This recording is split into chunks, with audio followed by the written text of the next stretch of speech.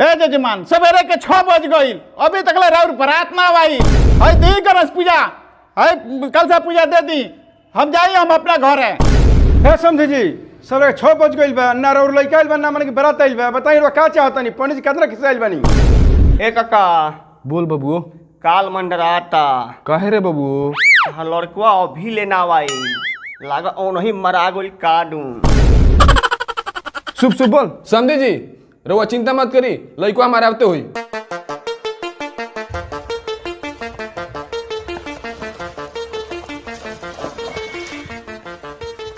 रे साला पकौड़िया पूरा नदी नाला हेल गई निसन साला मियां सवेरे के 5 बज गई अभी ले तोर 76 के घर कहाँ रह गई रे। चल पार्टनर चल देखो जा खोज रे चलते हूँ चल रे चल चल।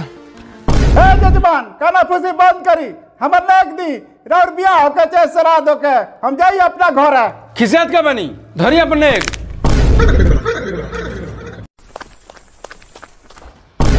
चाचा चाचा कौन स्कूल पर बारात उरात नहीं खेल हम देख के आ गई नी। बरात नहीं खियाइल मारे संसार एक नी के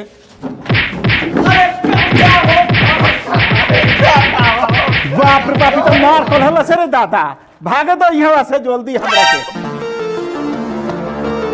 पकौड़िया अभी ले ना पहुँच निसन सर हमारा रसगुल्ला का भाई चल तोरा खियाओ तोरा चल चल काका ओ काका बराबर ले बड़ा सर भितरिया मार हमार गांव छोड़ सारे ई के ना मोले बासन हो काका मार के हाथ तोड़ दलबा सारे का भइल बा तोनी जल्दी सब भाई कहां ला सर तोनी भुला करिए सन मार के फटी तोड़ दलबा सन पंचायती बिटो रे पंचायती बिटरा चल पंचायती बिटरा चलो चल। विधायक जी देखिए साला हम मौगो हमरा चाचा के हमरा भाई के लोला पर गोला फुटल बरसा मार मार के। विधायक जी ये बताई कि बरात रात में आवेला कि सवेरे तक गई नहीं स्कूल तक सवेरे तक नहीं बरात इस सरवा अभी तक बरात लेके ना आइल सो ये अब गे लेके आवतर सो यही से एकनी के मरनी है सो। ए सर एकनी के तो बारात सवेरे 6 बजे लेके आ गेल बड़ा सर और रौरा बहनिया के बरतिया आई रहे उ तो दिन 10 बज गई रहे। सब इज्जत के बात है। जी सर कुछ ना बोलब सर। विधायक जी अरे बेहुदा तू विधायक जी के सामने चश्मा लगा के बात करेगा मारेंगे लाठी जब बिल्डिंग फेंक देगा।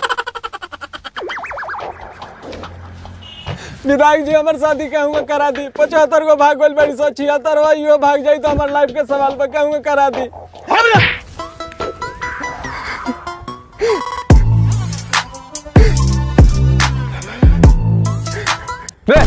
शादी ते कर पे देख तोरा बाप के हाथ तोड़ देलबा सन कपार फाड़ देलबा सन अब देख तोरा भाई के लूला तोड़ देलबा नाक तोड़ देलबा सन ते शादी कर पे चुप बुढ़वा ते गाड़ी बनला रहती तो हम समय से पहुंच गए रहती 75 को भाग गई 76 यो भागी हम शादी करम तो जो हम शादी करबे करम हां करम कर हां तो जो।